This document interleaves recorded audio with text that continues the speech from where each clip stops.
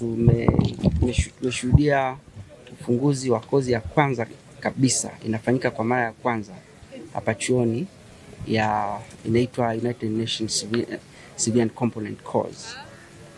Kozi hii inalenga kutoa mafunzo kwa ajili ya moja kati ya component tatu za ulinzi wa amani. Kama mnavyofahamu, ulinzi wa amani una component tatu ambazo ni civilian component, military component na police component. Kwa hiyo civilian component ndio component kubwa zaidi ambayo inaunganisha hizi component nyingine zote tatu. Sababu katika kozi hii inalenga kutoa mafunzo kwa wale wote watakaounda kundi hili ambalo litakuwa nje ya polisi na jeshi, kikundi cha polisi na jeshi katika ulinzi wa amani. Kwa hiyo wana jukumu kubwa sana la kusimamia mission za ulinzi wa amani, kusimamia shughuli za kawaida za ulinzi wa amani, lakini vile vile kusimamia mission support ya any peacekeeping operation. Kwa hiyo ni kundi kubwa sana katika operation yote ile ya ulinzi wa amani. Kozi hii tumeifanya ni kwa mara ya kwanza, lakini lengo ni kwamba ni kutimiza maelekezo ya afande CDF kwamba tuweze kuunganisha component zote tatu, na inafanyika kwa ufadhili wa serikali ya Japan na UNDP ambao wamesimamia. Tunafanya nao kwa pamoja kuendesha hii kozi, lakini serikali ya Japani iko katika mchakato wa kufadhili chuo chetu na tumeanza na kozi hii. Kuna kozi nyingine mbili ambazo zinatarajia kufanyika siku za hivi karibuni ambazo zinaendana na hii element ya civilian component. Lakini nachoweza kusema tu ni kozi muhimu na ina wigo mpana.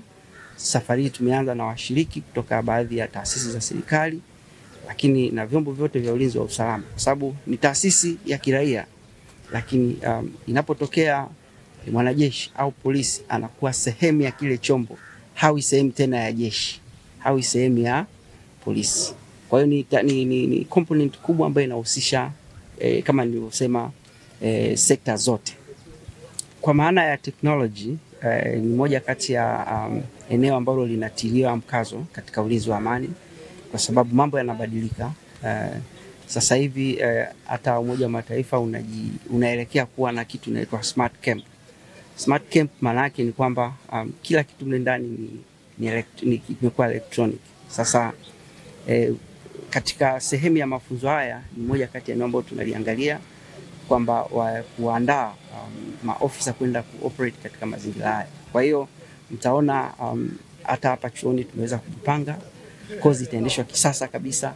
Godfrey Mulisa ni mratibu wa programu za utawala bora hapa shirika la Umoja wa Mataifa la maendeleo UNDP.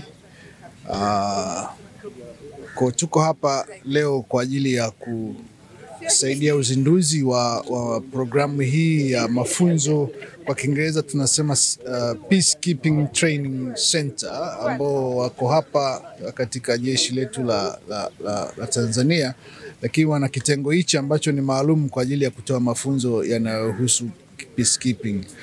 Umoja wa Mataifa unaweka muundo wa ushiriki wa raia wa kawaida katika masuala zima la peacekeeping operations duniani kote. Kwa hapa Tanzania, bahati mbaya au sio bahati mbaya, lakini hatujawahi kupata fursa hiyo.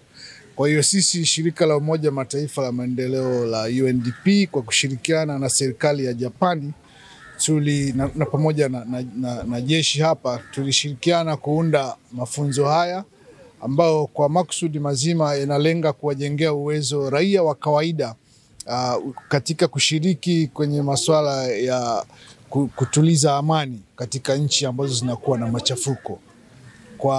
Inaweza kuwa ni hapa ndani, lakini pia mchango wa Tanzania nje ya hapa. Kwa hiyo tunategemea watu watakaokuwa wamepata mafunzo haya wanaweza kutumika kusaidia masuala zima la kutunza amani nje ya Tanzania kama raia, na sio tulivyozoea peke yake wanajeshi. Kwa hiyo mafunzo haya yapo kirasmi, ni mfumo ndani ya washirika ndani ya Umoja wa Mataifa.